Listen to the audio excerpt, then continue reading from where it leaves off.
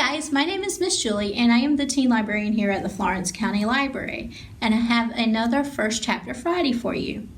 Have you ever heard of NaNoWriMo, National Novel Writing Month? Well, today's book, Written in the Stars by Aisha Saeed, was started during NaNoWriMo, and I have to thank Nancy Paulson Books for allowing me to read this book. That is an imprint of Penguin Random House. Nayla. I wish you didn't have to miss the game, Carla tells me. Game? I check the road, on the lookout for my mom, before turning to her. She rolls her eyes, her blonde hair up in its cheerleader ponytail. Our lives may have changed a lot since we met in first grade, but that eye roll with the annoyed pout, that hasn't changed at all. Game? She looks at Eric. Do you believe her? It's only the last game of Safe's high school career. She turns to me. Nayla, are you really going to miss this one too? You know I can't go. It's his last game, Nayla. I glance back at Safe. He's wearing his blue soccer jersey and chatting with a friend a safe distance away by the green mosaic mural next to our high school's entrance. I take in his lean frame, his olive skin, and the brown hair that brushes against my eyes. He catches my eye just then. His dimple deepens with his smile. I take a step toward us, and then he stops, remembering why he can't approach. See, Carla sails. He knows he can't even stand here with us because your parents might freak out. My mom might freak out if she sees Eric standing here too, I remind her, jabbing a finger towards the road. I still don't get it, she continues. He's the sweetest boyfriend ever. Any parent would be thankful their daughter met a guy like him. What's their deal? I've explained it all to her too many times. I'm starting to think she just doesn't want to hear it. It's complicated, I finally say. Well, you know what's not complicated, she counters? That he's the most understanding guy I've ever met. Seriously, Eric, she touches his arm, would we be celebrating our 3-month anniversary next week if I never so much as stopped past the curb with you? He clears his throat. Good question, but... He glances back. I think Safe's calling me, so I'll leave you both to discuss that. He kisses Carla and jogs over to Safe. Good, I think, relaxing a little now that I'm alone with Carla. I want to go tonight, Carla, I tell her. You know I do, but my parents... Oh, come on, Carla shakes her head. They can't keep you locked up forever. Just sneak out the window. Just this once. You're not 12 years old. Besides, your parents zonk out by 9 o'clock anyways. I can pick you up. At least you'll catch the last half. It would mean so much to him. I wish I could, but I can't. We'll be in college this time next year. I can't risk getting caught now.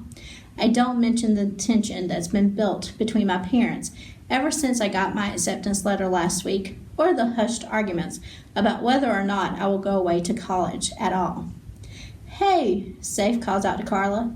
Eric and I are leaving without you if you don't hurry up. Fine. Carla rolls her eyes at me again. You can't say I didn't try. She walks over to join Safe and Eric. Before they all head to the student parking lot, Safe turns to look at me. Love you, I mouth to him. I press my palm to my lips, and blow him a silent kiss. He grins, and then they disappear behind the curb. Only now does my jaw unclench, my shoulders relax, and only now do I let myself acknowledge that familiar mixture of relief and guilt that has been my companion this year. Has it already been a year, I think back? Yes, it's been 1 year since Safe told me he cared about me as more than just a friend. It's been 1 year since I told him I felt the same way and kissed him in the side courtyard with the tangled palm trees next to the library, deciding it was time to let my heart, and not fear, dictate what I would do. And, my stomach tightens, it's been 1 year since I began deceiving my parents without ever once opening my mouth. I hear a honk. My mother's minivan pulls up to the curb. Sorry, Beta, I had to stop and get gas, she says when I get inside. Her hair, more black than gray, is tied up in a loose bun. A large red scarf circles her neck, despite today's exceptionally hot Florida sun. I didn't realize I was this late, though. She scans the empty school entrance. You should have stayed inside until you saw my car. You never know who is out there.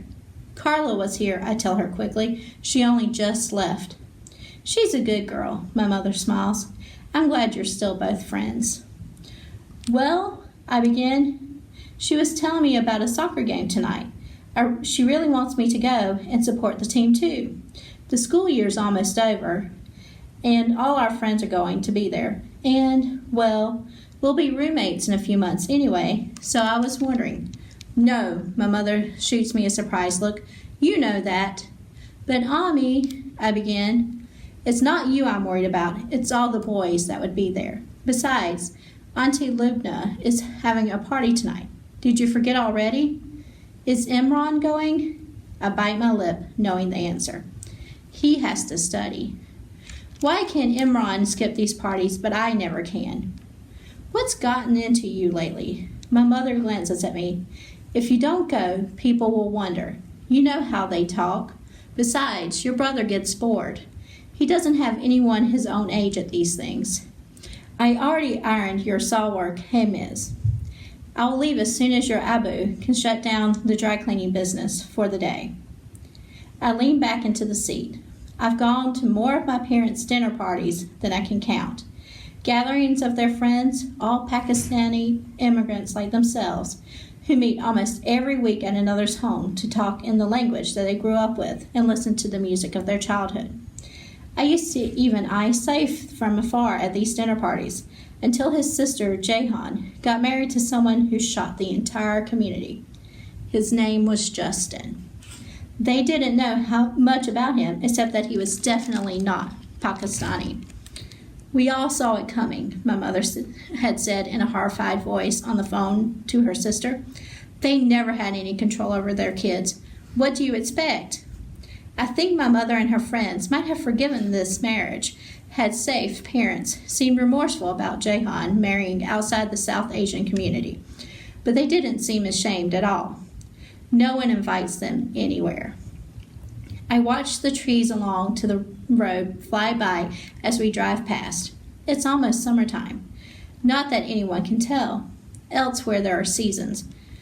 Leaves bloom green and then turn gold and crimson as they fall to the earth, change coming to everything in its path. Not here. In my world, the leaves stay green, the same Florida heat beating us down on us day after day, year after year, unchanging. But not for long. Soon things will change. Soon they will have to. I've spent my entire life banking on this truth. I hope you enjoy it. Come check it out at the library and follow us at Flow Teenscape on Instagram if you want to keep up with all things teens at the library. Hope to see you soon. Bye.